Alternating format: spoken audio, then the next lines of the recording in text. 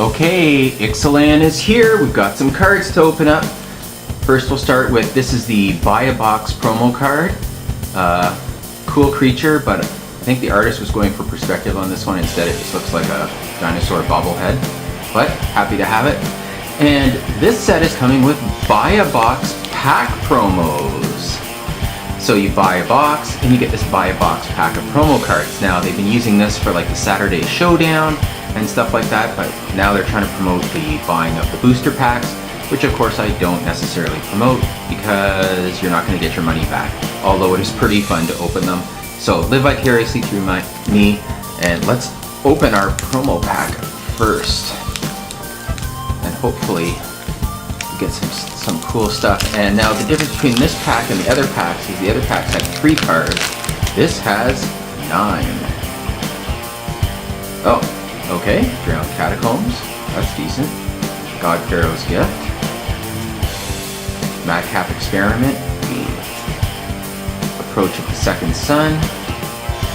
Captivating Crew. Trial of Strength. Oh, it's a foil basic land. Another foil basic land.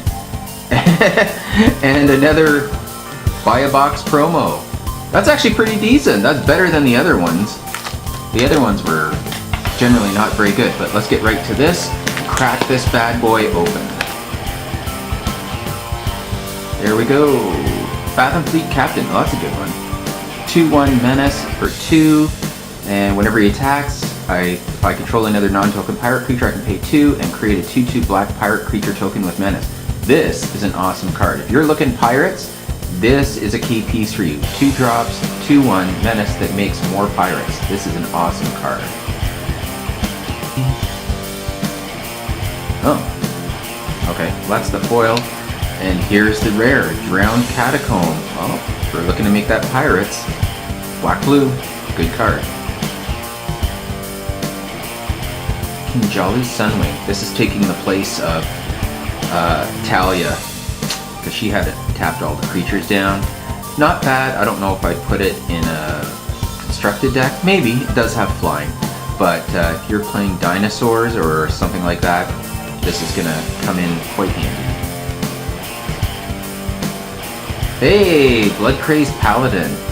2 for a 1/1 with flash, and when it enters the battlefield I get a +1/+1 counter on it for each creature that died this turn, which is awesome because the majority of the vampires are low cost and sacrificial in some way or another. You're going to be creating 1/1 lifelinkers. This can come in later in the game and be really powerful. So just because the 2-drop doesn't mean you're necessarily playing it on turn 2. You're not going to get the full value. Land. Not exciting to open, but everybody needs them. Oh, there we go. Search for Azcanta. At the beginning of your upkeep, look at the top card of your library. You may put it into your graveyard. Then if you have 7 or more cards in your graveyard, you may transform Search for Azcanta, and it becomes a legendary land where you can tap and get an island, or you can look at the top 4 cards of your library for 2 and an island, reveal a non-creature, non-land card from among them, put it into your hand, put the rest on the bottom of your library in any order. Very handy in the right deck. Sunbird's Invocation, 5 and a mountain. Whenever you cast a spell from your hand, reveal the top X cards of your library, where X is that spell's converted mana cost. You may cast a card revealed this way with converted mana cost X or less without paying its mana cost. Put the rest on the bottom of your library in a random order. This can be powerful, but it really has to be built around. You really have to put your thinking toque on and figure out how you're going to use this to get the most out of it. Oh, Ruin Raider. 3 for 3/2, and it has raids. At the beginning of your end step, if you attack with a creature this turn, reveal the top card of your library and put that card into your hand.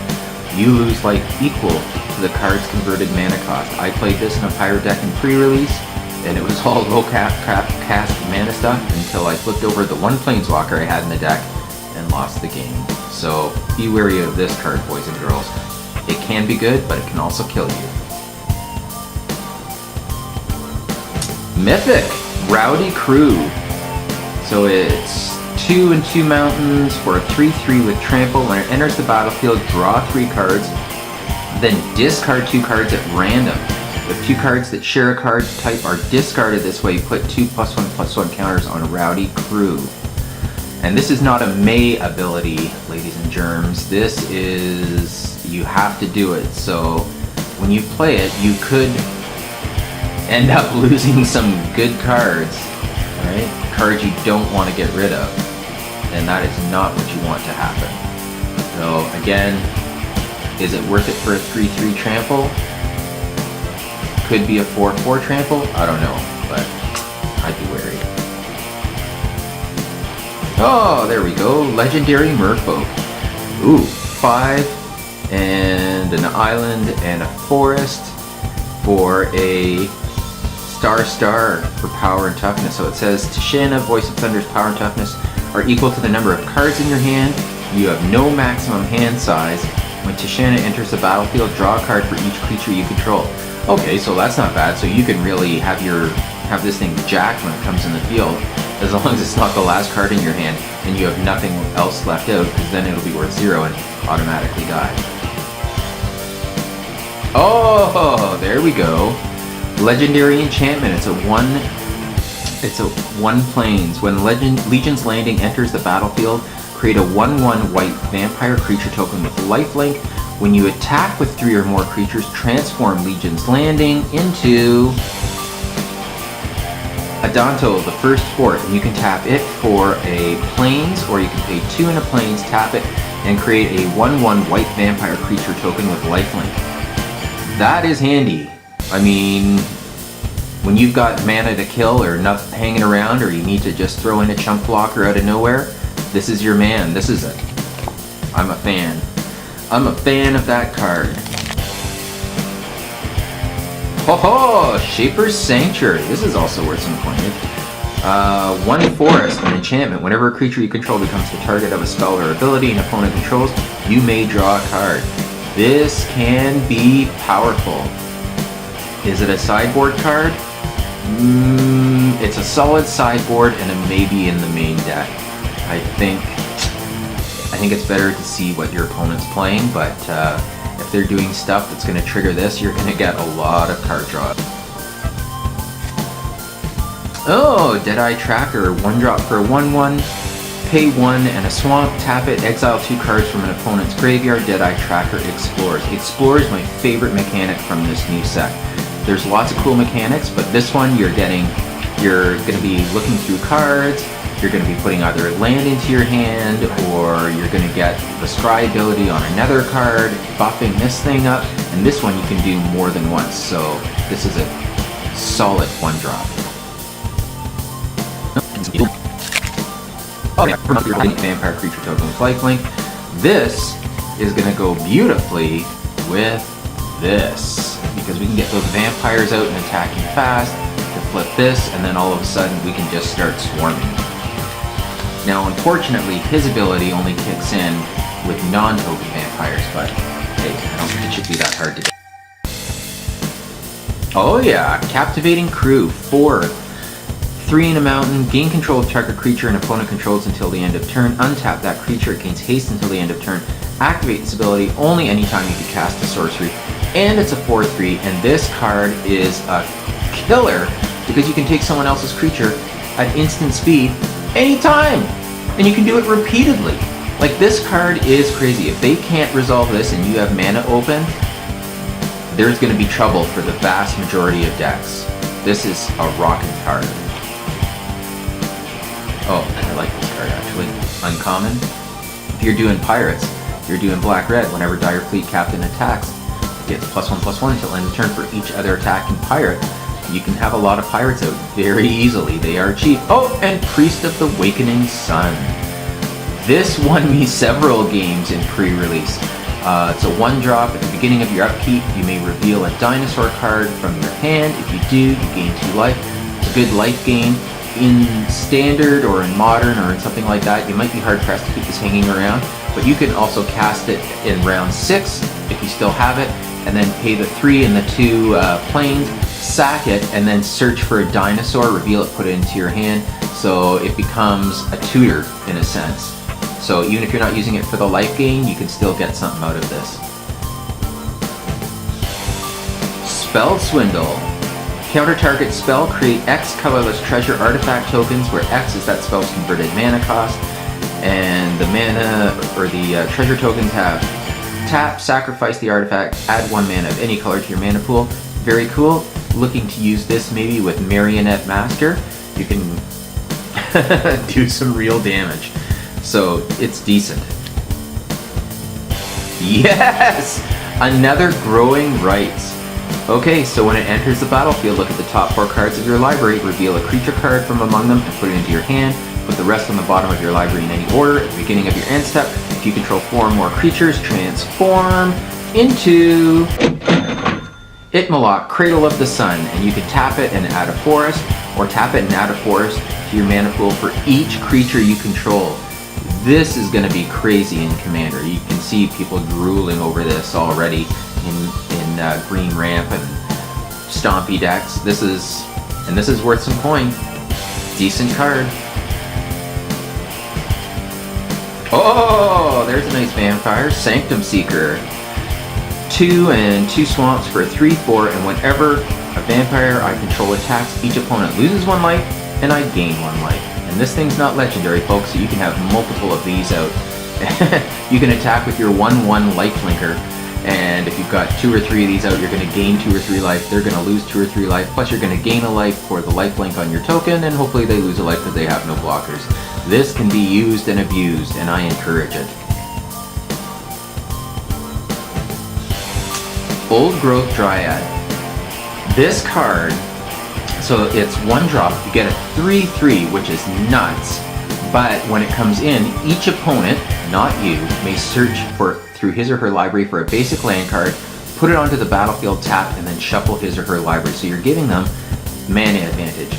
Now what you need to do is have a card out that causes enter the battlefield triggers not to trigger, and then you can play this, have your 3/3 for 1, and they don't get the land, which is awesome. Play that with your Exemplar Strength, and on turn 2 you can have a 3/3 and a 4/4, and unless they've got answers handy, there's big trouble. Oh, legendary Kopala, Warden of Waves. Spells your opponent's cast that target a merfolk you control cost 2 more to cast, and abilities your opponents activate that target a merfolk you control cost 2 more to activate.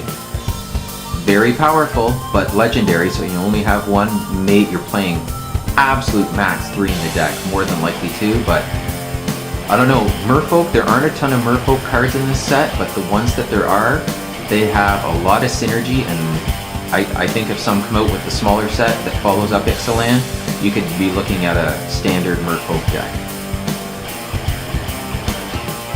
Creatures you control with a +1/+1 counter on them can't be blocked. Throw that in with your Merfolk. It doesn't have to be Merfolk. That ability goes for all creatures, but I don't know, pretty powerful. Yeah! There we go. Here's one of the big money cards. 5, and a mountain, and a forest, and a plains, which is expensive, but you get a 7/6, trample, vigilance, and haste. And whenever it deals combat damage to a player, reveal that many cards from the top of your library. Put any number of dinosaur creature cards from among them onto the battlefield, and the rest on the bottom of your library in a random order. This is the king of dinosaur decks. There's another card that is wicked that goes with it, but I mean, this card here can put that other card on the field for you for free. So legendary, deservedly so. If you're running dinosaurs, you want a couple of these. It's okay. 7 for a 5/5. Whenever another creature enters the battlefield under my control, you gain life to that creature's toughness. If you're playing dinosaurs, you're gaining good life, but I don't know if you need that in your 7 drop or a 7 drop period. Ooh, hate card, Sorcerer's Spyglass. As Sorcerer's Spyglass enters the battlefield, look at an opponent's hand, then choose any card name. Activated abilities of sources with the chosen name can't be activated unless they're mana abilities. Terrible in Standard, because more than likely people aren't going to have more than one of a single card. but in Standard or in Modern, this can turn the tide of the game. Again, sideboard, but powerful sideboard card. Oh, Primal Amulet. Costs 4. Instant and sorcery spells you cast cost 1 less. Whenever you cast an instant or sorcery spell, put a charge counter on Primal Amulet. Then if there are 4 or more charge counters on it, transform into Primal Wellspring. Tap, add 1 mana of any color to your mana pool. When that mana is spent to cast an instant or a sorcery spell, copy that spell and you may choose new targets for the copy. Wicked. Wicked, wicked, wicked. This definitely has a spot in Control, for sure. Or if someone wanted to go burn spell as opposed to aggro, then this could go a long way too. Very cool card. Waker of the Wilds. 2 and 2 forest, X. You can pay X and 2 forest, put a +1/+1 counter on target land you control. That land becomes a 0/0 elemental creature with haste. It's still a land. Oh, and a foil advances blasting cannons. Nice. So this is 3 and a mountain. At the beginning of your upkeep, exile the top card of your library. If it's a non-land card, you may cast that card this turn. Whenever you cast your 3rd spell in a turn, you may transform Vance's blasting cannons into Spitfire Bastion. Tap and add a mountain, or pay 2 and a mountain, tap, and it deals 3 damage to target creature or player. Nice.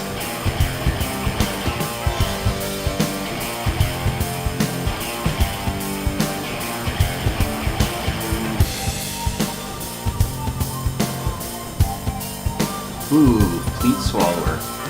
5 and 2 islands for 6/6, and whenever it attacks, target player puts the top half of his or her library rounded up into his or her graveyard. Could this be used in a mill deck? 7 drops is pretty expensive, especially for a deck that's not feature heavy. 3 for a 3/2, whenever Death Gorge's Scavenger enters the battlefield or attacks, you may exile target card from a graveyard. If a creature card is exiled this way, you gain 2 life. If a non-creature card is exiled this way, Death Gorge's Scavenger gets +1/+1 until end of turn. Awesome card. Fell Flagship. Pirates you control get +1/+0, and whenever it's dealt damage to a player, that player discards a card. It's okay. Constructed? Maybe. Oh, Repeating Barrage. 1 and 2 mountains. Repeating Barrage deals 3 damage to target creature or player. Return Repeating Barrage from your graveyard for 3 and 2 mountains. From your graveyard to your hand, activate this ability only if you attack with a creature this turn. Again, no. Pay 3 for 3 damage. It is double red, but if you're playing dedicated red, this is good. Get stuff back from your graveyard. Treasure Map. Nice. 2, pay 1, tap, scry 1, put a landmark counter on Treasure Map. Then if there are 3 or more landmark counters on it, remove those counters, transform Treasure Map, and create 3 colorless treasure artifact tokens with sacrifice this artifact, add 1 mana of any color to your mana pool, and it transforms into Treasure Cove. And you can add a colorless land, or sacrifice a treasure and draw a card when you tap it. That is an awesome ability. Well, Captain Lannery Storm. 2 in a mountain for a 2/2 with haste, and whenever it attacks, create a treasure artifact token. That is good, and when you sacrifice a treasure, Captain Lannery Storm gets +1/+0 until the end of turn. This card was hard to deal with in pre-release. In Standard, I can still see it being a bit of a pain in the butt. Emperor's Vanguard. 3 and a forest for a 4/3. Whenever it deals combat damage to a player, it explores. This can get big real fast, but that 3